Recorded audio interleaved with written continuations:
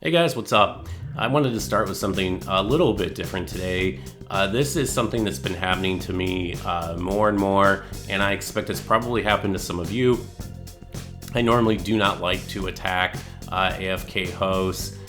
Usually I'll go through a round of either trying to poison them with throwing knives, although at this point that's not really much of a threat because most people will have moss on them, or I'll stand behind them as if to go for a backstab, or I will go for a backstab just to see how they react. I didn't get a reaction. I black crystal out and I watched the host.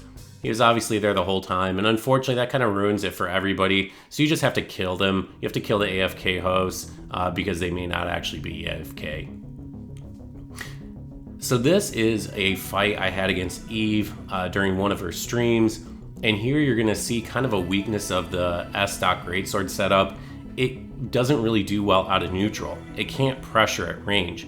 The only real opening I have is a running attack with a Greatsword, which is bad, or an S-Stock poke, but I can't do a running attack because it's in the offhand, and if I just try to get in Eve's face and pressure, she's going to hit me with the hand axe. So this build definitely suffers when trying to find neutral options, so that's when I switched to the straight sword. And now all of a sudden this build really starts to shine because it gives me a lot of neutral options, and I can buffer the running attacks really effectively, and it makes it a lot easier to hit people. Additionally, what you're going to see here is something where I will keep swinging and keep trying to hit people because Gabri told me something that's really stuck with me. Good players are hard to hit. Once you hit them, you need to keep swinging. You need to keep up the pressure. And that's something I've started doing a lot more of. And you'll see it all through my gameplay. And here I think Eve gets roll caught a couple times. I think some of these were buffered rolls. It was a dried finger run, and if you've never streamed a dried finger run, I really cannot emphasize just how tiring and exhausting that process is. So GG Eve. So this was my solo level 30 plus 3. I think Pinko was invading. I was trying to get a co-invasion. It's always cool to run into somebody. I don't know if this was a stream viewer. I don't think so. But I had a lot of fun here, and you can see I'm using the same type of build. I'm using S-Stock, but I'm using the long sword instead of something like Gothard's or Lothric. And I have to say, I used to be kind of indifferent between all those straight swords, but over time, the additional range of the Lothric or Gothard's over the longsword is actually quite noticeable, and we'll see it come into play here a bit in the fight. Right here you can see the host is falling into a bad problem, and this is a problem that actually I used to have, and he's playing a really sort of passive defensive greatsword. And the problem is, as soon as you get a player that's reasonably skilled, it becomes really easy for them to just outspace you and whiff punish all of your attacks. Now he does make a bit of an adjustment coming up here in a moment. He starts to do more staggered R1s, which is what you want to do. You want to get in the other player's face. You want to make them react to you rather than letting them react to you. And there you can see the host threw out a staggered R1, which is great. That's what he should be doing. But now I can just kind of keep up the pressure. And there I was pretty sure he was going to roll, but because of his hyper armor, to protect myself, I just went ahead and spammed, even though I knew that was probably the wrong read. It just was, I thought, better overall and expected value. And then the other problem here is he gets a little too spam happy, which makes him susceptible to getting pivoted.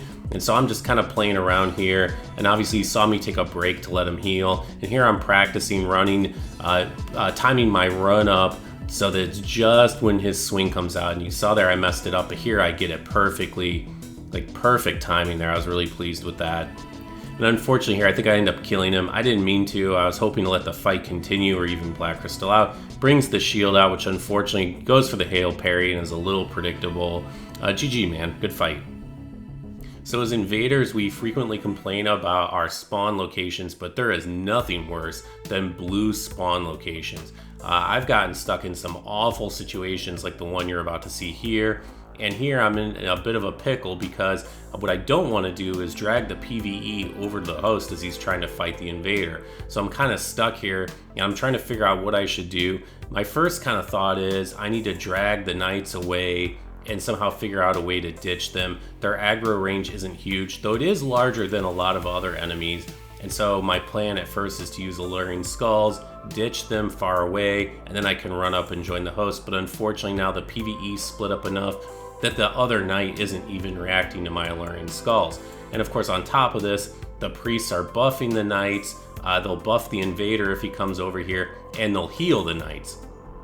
And you can see here, I'm doing laughably pitiful damage to the knights. So again, just like a really thorny situation that I have to deal with. One option that I didn't consider at the time, though I probably should have, was just to run completely to the fog wall over by Dancer and then Black Crystal out. That might have been the best option. And even here, I'm playing with fire because I'm getting too close to the host. And here the invader decides to go off and pick me off, which is probably a smart decision. You can see I really have my hands full. You can see he's got the like the Sacred Oath buff or whatever it's called when the priest cast it, which is extremely powerful. It's a great buff. I read the parry there, back off, and I see the invaders being very smart here. He's going after the AFK blue.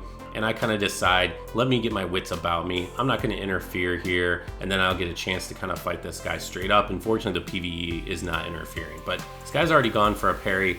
I'm expecting another one, the setup parry, but unfortunately, I was a little slow about running for his back there. So now I'm just going to kind of try to space and see how this guy acts. He knew I was going to try to whiff punish him, but the recovery was too long for him. He didn't have enough time to get the parry out. Now with the Cestus, he might have been able to do that, and I would have definitely been more wary. GG, man. Good fights. Well, guys, I hope you enjoyed this video. It's shorter than most of them that I've been doing. Let me know what you think of that, and thanks for watching.